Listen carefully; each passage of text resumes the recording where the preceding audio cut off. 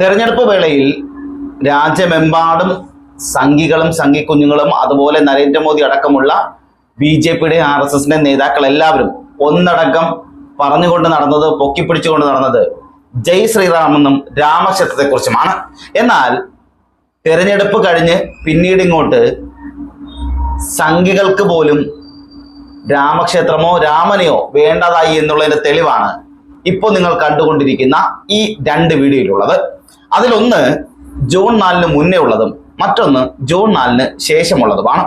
ഇതിൽ ഇതുവരെയും എല്ലാവരും പറഞ്ഞുകൊണ്ട് നടന്നത്, അതായത് വിവരം കെട്ട സംഘിക്കുഞ്ഞുങ്ങളെല്ലാം പറഞ്ഞു വന്ന ശ്രീരാമന് വേണ്ടി വോട്ട്, ശ്രീരാമക്ഷേത്രത്തിന് വേണ്ടി വോട്ട്, അങ്ങനെ പറഞ്ഞാണ് വോട്ട് പിടിച്ചത്.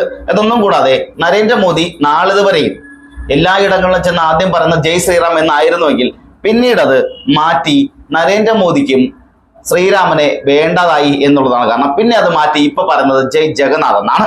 അങ്ങനെ രാജ്യത്തിന്റെ പലയിടങ്ങളിലും വോട്ടിന് വേണ്ടി മാത്രമായി രാമക്ഷേത്രത്തെയും ശ്രീരാമനെയും സീതാദേവിയെയും പൊക്കിപ്പിടിച്ചുകൊണ്ട് നടന്ന വിവരമില്ലാത്ത സംഘികൾ ഇപ്പോ തെരഞ്ഞെടുപ്പ് കഴിഞ്ഞതാ ജൂൺ 4 കഴിഞ്ഞ് പിറ്റേ ദിവസം മുതൽ പിന്നെ അങ്ങോട്ട് ആർക്കും രാമനെയോ സീതയോ വേണ്ടതായി എന്നുള്ളതാണ് ആശ്ചര്യപ്പെടുത്തുന്ന കാര്യം.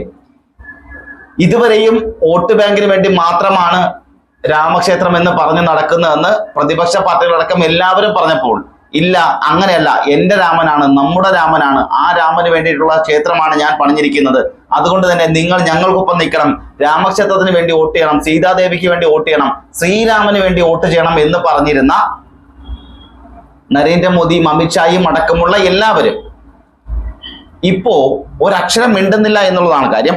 ഇതിൽ ആദ്യം മുതൽ തന്നെ പ്രതിഷ്ഠ നടത്തരുത് എന്ന് പറഞ്ഞ ഒരുപാട്, അതായത് നിരവധി പേർ പറഞ്ഞിട്ടുണ്ടായിരുന്നു.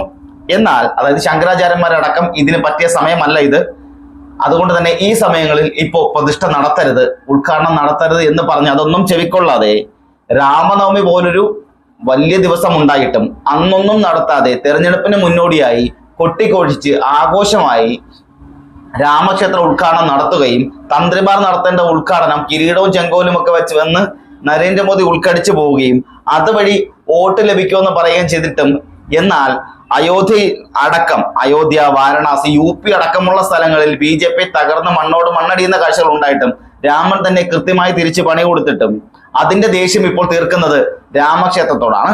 രാമക്ഷേത്രത്തിൽ ഇപ്പോ പേരിന് പോലും ഭക്തരെത്തുന്നില്ല എന്നുള്ളതാണ് സുപ്രധാനമായ കാര്യം. നിങ്ങൾ ഈ കണ്ടുകൊണ്ടിരിക്കുന്ന വീഡിയോ കണ്ടാൽ മനസ്സിലാവും. ഇതിൽ ഒന്ന് ജൂൺ 4-ന് മുന്നേ ഉള്ളതും മറ്റൊന്ന് ജൂൺ 4-ന് ശേഷമുള്ളതുമാണ്.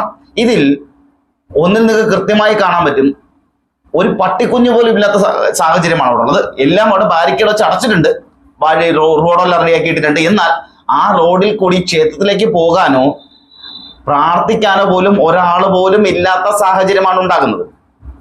രണ്ടും ഒരേ സമയത്ത് എടുത്ത വീഡിയോ, രണ്ടും സന്ധ്യാനേരത്തുള്ള വീഡിയോ ആണ്.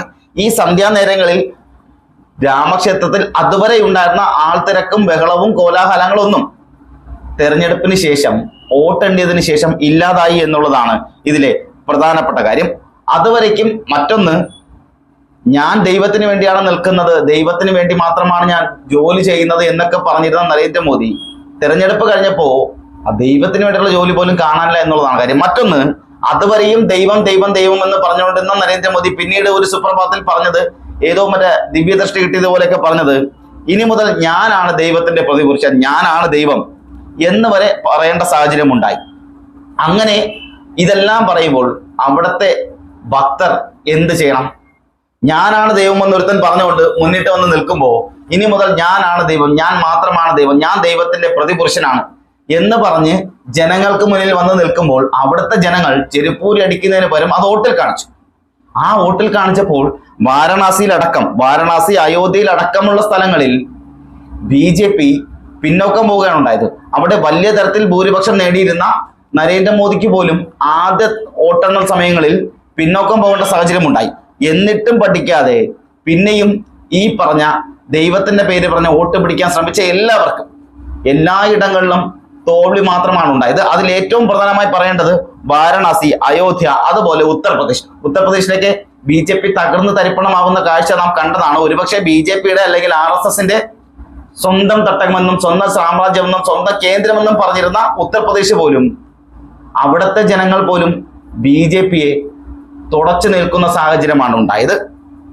ഇപ്പോ അതിന്റെ എല്ലാം ശത്രുത തീർക്കുന്നത് രാമക്ഷേത്രത്തോട് രാമനോടാണ്. അതായത് ഞങ്ങളുടെ മോദി ദൈവത്തെ സപ്പോർട്ട് ചെയ്യാത്ത രാമനെ ഞങ്ങൾക്കും വേണ്ട എന്ന തരത്തിലാണ് ഇപ്പോൾ സാഹചര്യങ്ങൾ മുന്നോട്ട് പോകുന്നത്. ഞങ്ങളുടെ മോദി ദൈവത്തെ പറ്റിച്ച, ഞങ്ങളുടെ മോദി ദൈവത്തിന് സഹായിക്കാത്ത, ഞങ്ങളുടെ മോദി ദൈവത്തിന് വോട്ട് നൽകാത്ത ശ്രീരാമനെ ഞങ്ങൾക്ക് വേണ്ട എന്നാണ് ഈ വിവരം കേട്ട സംഖ്യകൾ പോലും ഇപ്പോൾ കാണുന്നതെന്ന് വേണം മനസ്സിലാക്കാൻ. കാരണം അത്രമാത്രം അത്രയും ജനങ്ങൾ ഉണ്ടായിരുന്ന, അത്രയും ജനങ്ങൾ തിങ്ങിക്കേറിയിരുന്ന രാമക്ഷേത്രത്തിൽ ജൂൺ 4 ശേഷം ഒരാൾ പോലും ഇല്ല എന്നുള്ളതാണ് ഇതിൽ എടുത്തു പറയേണ്ട കാര്യം. ഇതുവരെയും അവർ വിചാരിച്ചത്, RSS ആയിക്കോട്ടെ, BJP ആയിക്കോട്ടെ, നരേന്ദ്രമോദി അടക്കമുള്ള നേതാക്കന്മാരായിക്കോട്ടെ, എല്ലാവരും വിചാരിച്ചത് രാമക്ഷേത്രം വോട്ടാകുമെന്നും ശ്രീരാമൻ വോട്ട് നൽകുമെന്നും അതുപോലെ സീതാദേവി അനുഗ്രഹിച്ച് വോട്ട് നൽകുമെന്നൊക്കെയാണ്. എന്നാൽ എപ്പോഴാണോ താനാണ് ദൈവമെന്ന് പറഞ്ഞ ഒരാൾ മുന്നിൽ വന്നത്, അപ്പൊ തന്നെ ജനങ്ങൾ പിന്നോട്ടടിക്കാൻ തുടങ്ങി. അപ്പൊ തന്നെ ജനങ്ങൾ മനസ്സിലാക്കാൻ തുടങ്ങി ഇത് ഒരു നടക്കി പോകുന്ന കാര്യമല്ല എന്നുള്ളത്. അങ്ങനെ നരേന്ദ്രമോദി അടക്കമുള്ള നേതാക്കൾ പലരും ഭൂരിപക്ഷത്തിൽ പിന്നോട്ട് പോവുകയും ഏതാണ്ട് സിറ്റിംഗ് MP-മാരും സിറ്റിംഗ് മന്ത്രിമാരും അടക്കമുള്ളവർ തോറ്റു തുന്നം പാടുന്ന കാഴ്ചയും നാം കണ്ടതാണ്. ഇതെല്ലാം ഉണ്ടായിരിക്കുന്നത് ഈ പറഞ്ഞ ഉത്തർപ്രദേശ് അടക്കമുള്ള പ്രമുഖ സ്ഥലങ്ങളിലാണ്. അതുവരെയും ഈ പ്രതിഷ്ഠ പോലും നടത്തിയിരുന്നത്, രാമക്ഷേത്രത്തിന്റെ പ്രതിഷ്ഠ പോലും നടത്തിയിരുന്നത് തെരഞ്ഞെടുപ്പ് ലക്ഷ്യമിട്ടാണെന്ന് പ്രതിപക്ഷം അടക്കം പറഞ്ഞപ്പോൾ അതിലെല്ലാം പ്രതികരിച്ചിരുന്ന നരേന്ദ്രമോദി അടക്കമുള്ള BJPയുടെ പല നേതാക്കന്മാർക്കും ഇപ്പോ മിണ്ടാട്ടമില്ല എന്നുള്ളതാണ് കാര്യം. ഇതെന്ന് മനസ്സിലാക്കാനുള്ളത്, അല്ലെങ്കിൽ മനസ്സിലാക്കേണ്ടത്, അവർ ചെയ്തത് വോട്ട് ബാങ്ക് ലക്ഷ്യമിട്ട് മാത്രമാണ്. വോട്ട് ബാങ്കിന്റെ ലക്ഷ്യമിട്ട് മാത്രം ഇത്രയും കാലം അയോധ്യ അയോധ്യ അയോധ്യ എന്ന് പറയുകയും രാമക്ഷേത്രം രാമക്ഷേത്രം എന്ന് പറഞ്ഞ് വോട്ട് നേടുകയും 2 തവണ ജയിക്കുകയും ചെയ്തു. രാമക്ഷേത്രം ഞാൻ പണിയും, അല്ലെങ്കിൽ അവിടെ അയോധ്യയിൽ ഞാനൊരു വലിയ രാമക്ഷേത്രം പണിയാൻ പോവുകയാണ്, ഇത് ഹിന്ദുക്കളുടെ സ്വപ്നമാണ്, ആ സ്വപ്നം ഞാൻ സാഫല്യത്തിൽ കൊണ്ടുവരും, ആ സ്വപ്നം ഞാൻ യാഥാർത്ഥ്യമാക്കുമെന്ന് പറഞ്ഞ് നാളിതുവരെ വോട്ട് നേടി നരേന്ദ്രമോദി ഒടുവിൽ 3ാമത്തെ തെരഞ്ഞെടുപ്പ് വന്നപ്പോൾ രാമക്ഷേത്രം യാഥാർത്ഥ്യമാക്കുകയും അതുവഴി വോട്ട് നേടാൻ സാധിക്കുമെന്ന് സ്വയം സ്വപ്നം കാണുകയും അതിൽ ആനന്ദ തുന്തിലമാടുകയും ചെയ്തിരുന്നു.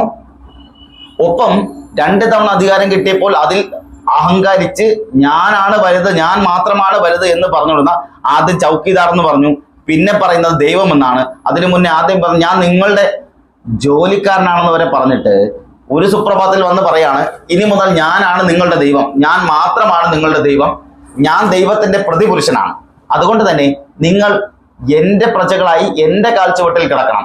ഇതാണ് നരേന്ദ്രമോദിയുടെ ഭാവം.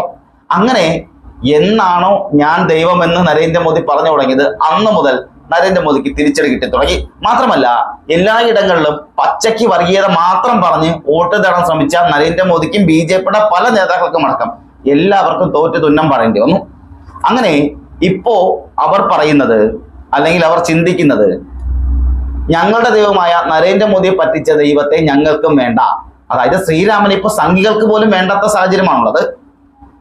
അതിന്റെ കാരണം എന്നത് നരേന്ദ്രമോദി വിചാരിച്ചതിലും 400 സീറ്റൊക്കെ വിചാരിച്ച് മുന്നോട്ട് പോയ നരേന്ദ്രമോദിക്ക് 300 പോലും കിട്ടിയില്ല എന്നുള്ളതാണ് ഇതിന്റെ യാഥാർത്ഥ്യം. അതുകൊണ്ട് തന്നെ ശ്രീരാമനെ ഇനി ഞങ്ങൾക്ക് വേണ്ട എന്നുള്ളതാണ് ഇപ്പോ BJPയുടെയും ഒരു വിവരവും ഇല്ലാത്ത തലയ്ക്കകത്ത് ചാണകം മാത്രമുള്ള സംഘികളുടെയും തീരുമാനമെന്ന് കൂടി മനസ്സിലാക്കണം.